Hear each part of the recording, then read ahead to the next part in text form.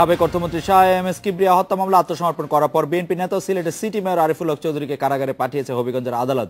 বেলা 11:30টার দিকে জ্যেষ্ঠ বিচারিক হাকিম রোকেয়া আক্তার আদালতে আত্মসমর্পণ করেন আরিফুল। 21শে ডিসেম্বর এই মামলায় সম্পূরক অভিযোগপত্র দাখিলের একদিন আগে থেকে আত্মগোপনে ছিলেন তিনি। এতে বিএনপি নেতা হারিস চৌধুরীরও নাম রয়েছে। রোববার একই মামলা আত্মসমর্পণ করেছেন হবিগঞ্জ পৌরসভার মেয়র ও বিএনপি নেতা জি কে গৌস। 2005 সালের 27শে জানুয়ারি হবিগঞ্জে গ্রেনেড হামলায় নিহত হন শাহ এম এস কিবরিয়া। আমার দৃঢ় বিশ্বাস আমাকে ষড়যন্ত্র ও রাজনৈতিক প্রতিহিংসার শিকার। আজকে যদি আমি মেয়র নির্বাচিত না হতাম তাহলে হয়তো আজকে এই মামলায় আমাকে জড়ানো হতো। এবং যে সময় ঘটনা সে সময় আমি রোড অ্যাক্সিডেন্টে কিন্তু আমি মৃত্যুর সঙ্গে পাঞ্জা লড়েছিলাম। গত সিলেট সিটি নির্বাচনে উনি লক্ষাধিক ভোটের ব্যবধানে জয়লাভ করার জন্য ওনার প্রতিপক্ষরা প্রতিহিংসাবশত রাজনৈতিক প্রতিহিংসা চরিতার্থ করার জন্যই ওনাকে এই মামলায় সম্পৃক্ত করেছেন। কিবরিয়া হত্যা মামলায় সিলেট সিটি কর্পোরেশনের মেয়র আরিফুল হক চৌধুরীর সম্পৃক্ততা আছে বলেই তদন্তকারী কর্মকর্তা মেহরুন্নেসা পারুল তাকে সম্পূরক অভিযোগপত্রে সম্পৃক্ত করেছেন। আরিফুল হক চৌধুরীর কারাগারে আটক নিয়ে কথা বলতে এই মুহূর্তে আমাদের সাথে যুক্ত হচ্ছে সিলেট সিটি কর্পোরেশনের প্রধান নির্বাহী কর্মকর্তা এনামুল হাবিব। জনাব এনামুল হাবিব, 21শে ডিসেম্বর সাবেক অর্থমন্ত্রী শাহ এম এস কিবরিয়া হত্যা মামলার যে সম্পূরক অভিযোগপত্র দাখিলের একদিন পর থেকেই আসলে আত্মগোপনে ছিলেন আরিফুল হক চৌধুরী, আমরা এরকম জেনেছি। মেয়রের কাজগুলি আজকে তিনি আত্মসমর্পণ করলেন, তাকে কারাগারে পাঠিয়ে দেওয়া হলো। এই মেয়রের কাজগুলি এখন কিভাবে চলছে?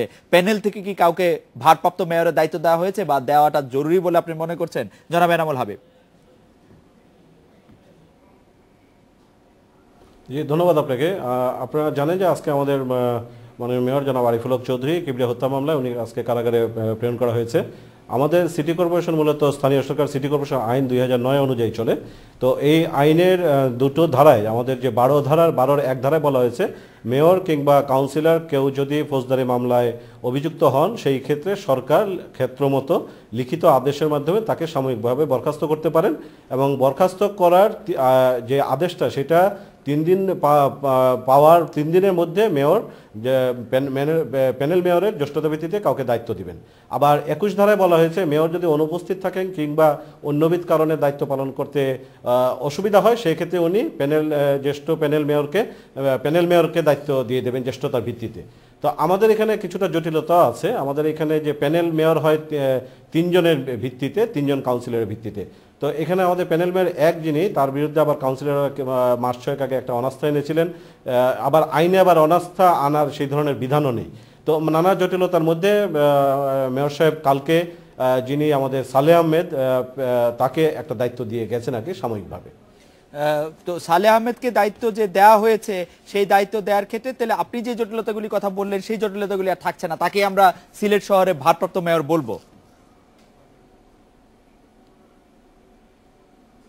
এখন জটিলতার বিষয়টা হচ্ছে আমি আপনাকে স্পষ্ট করেছি যে আমাদের সিটি কর্পোরেশন আইনের 12 ধারায় বলা হয়েছে যে মেয়র কিংবা কাউন্সিলর যদি ফৌজদারি মামলায় অভিযুক্ত হন এবং কারাগারে যান সেই ক্ষেত্রে সরকার তাকে সাময়িকভাবে বরখাস্ত করবেন এবং বরখাস্ত করার পরে উনি কাউকে দায়িত্ব দিবেন। আবার আইনে সেই বিষয়টাও আছে। সরকারের কি এরকম কোন? মেয়র সাহেব যেটা করেছেন কালকে 29 তারিখের ডেটে উনি জনাব সালেহ আহমেদকে দায়িত্ব দিয়েছেন।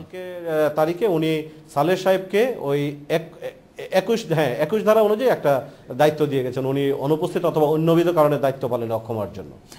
এইরকম একটি পরিস্থিতিতে সিলেট শহরের যে সার্বিক এবং দৈনন্দিন কাজগুলি সেই কাজগুলি ব্যাহত হওয়ার কোনো সম্ভাবনা আছে কিনা? আপনি এটিও স্পষ্ট করে বললেন যে প্যানেলের যাকে দায়িত্ব দেওয়া হয়েছে তার বিরুদ্ধে আবার অনেকে অনাস্থা এনেছেন, আবার অনাস্থা আনার ব্যাপারটিও আসলে ঠিক গঠনতন্ত্রে নেই। তো সেই ক্ষেত্রে কি কোনো ধরনের স্থবিরতা দেখা যাওয়ার কোনো সম্ভাবনা আছে বা স্থবিরতা দেখা যাচ্ছে?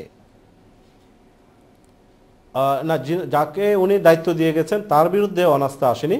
প্যানেল মেয়র এক যিনি প্রথম সভার পরে হয়েছিলেন তার বিরুদ্ধে কাউন্সিলরদের একটা অনাস্থা এসেছিল আর কি। তো এখন যেটা হচ্ছে যে মেয়র সাহেব তো আজকে থেকে অনুপস্থিত, তো আমরা ভবিষ্যতে বুঝবো কি অবস্থা দাঁড়াবে। তবে আমরা আশা করছি এই ক্ষেত্রে স্থানীয় সরকার বিভাগের মতামতের ভিত্তিতে এবং আমাদের আইনি ব্যাখ্যার মাধ্যমে আমরা সিটি কর্পোরেশনকে ভালোভাবে চালিয়ে নিতে পারবো। এমনিতে স্থানীয় সরকারের মেয়র চেয়ারম্যানরা যদি সরকার বিরোধী রাজনীতির সাথে যুক্ত থাকেন তবে অনেক সময় বলা হয় থাকে সেসব এলাকা সরকারের সুনজর পায় না। সিলেট শহরের অবস্থা সেই পরিপ্রেক্ষিত থেকে আপনি কিভাবে বিশ্লেষণ করবেন? সেই প্রেক্ষিতে বলা যায় যে আসলে বিষয়টা সেভাবে সত্য নয়। সরকার নিরপেক্ষভাবেই প্রত্যেকটি সিটি কর্পোরেশনের যে বার্ষিক বরাদ্দ, এডিবির বরাদ্দ এবং অন্যান্য বরাদ্দ, থোক বরাদ্দ থেকে শুরু করে যাবতীয় বরাদ্দ কিন্তু সরকার দিচ্ছেন। এই ক্ষেত্রে কোনো ধরনের বিমাতা সুলভ আচরণ কিন্তু সরকারের পক্ষ থেকে করা হচ্ছে না। জনাব এনামুল হাবিব, আপনাকে অনেক ধন্যবাদ। এর স্পিকে এবার একটি বিরতি নিচ্ছি, ফিরছি একটু পর।